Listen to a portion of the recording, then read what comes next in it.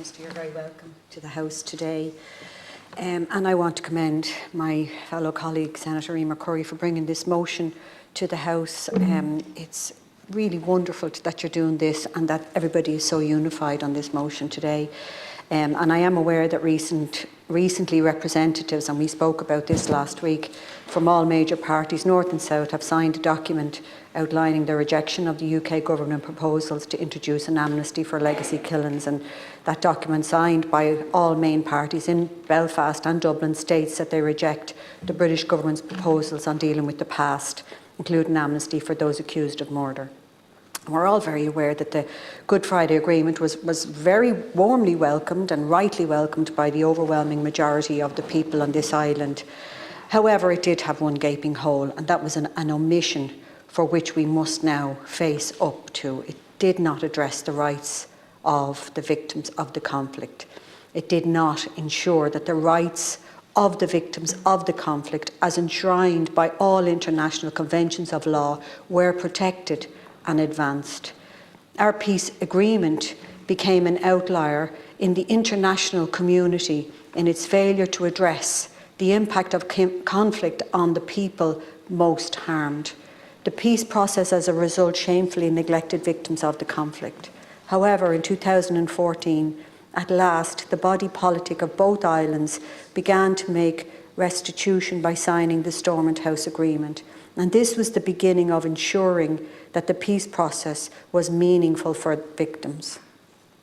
Bereaved parents who were in their 40s and 50s when they voted so selflessly for the peace agreement, which did not recognise them, were made a promise that their rights to truth and justice would be at last fulfilled. However, now in 2021, a year and a half after the new decade, new approach recommitted the British government to implementing the Stormont House Agreement within 100 days, these same parents are now facing their deaths without the most shameful piece of legislation imaginable about to pass through Westminster's legislature. Complete and unashamed amnesty, unprecedented and unconscionable. It really is unbearable that we now turn to those mothers and fathers and tell them that they will never have truth nor justice because the British government would prefer to shield a small number of unnamed soldiers from a maximum of 24 months in prison. Whether those parents buried their children as a result of Republican, loyalist or state actions, they have a moral right to truth and justice, and we have a moral duty to defend their right to truth and justice.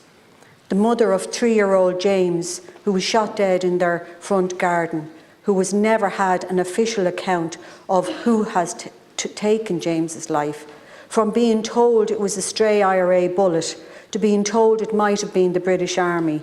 This mother is now in her 80s with a lifetime of the torture of not knowing what actually happened.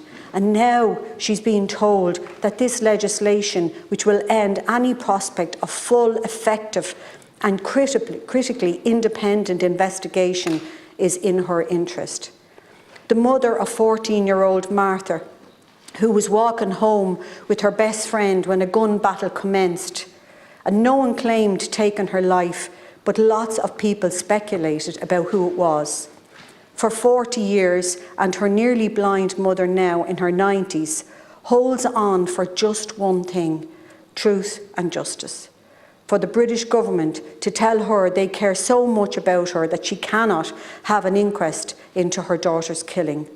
The father of Rory and Gerard, killed in their home on the birthday of their daughter Roisin by state agents, now face the prospect of ignominy instead of justice.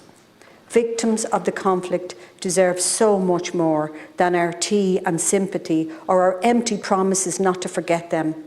Victims understand perfectly well the implications of the deliberate passing of time. They also have a right to the full rigour of the law, the right to Article 2 of the ECHR compliant investigations. They have a right to expect that when all of the parties and the two governments sign an agreement, that this agreement will be adhered to.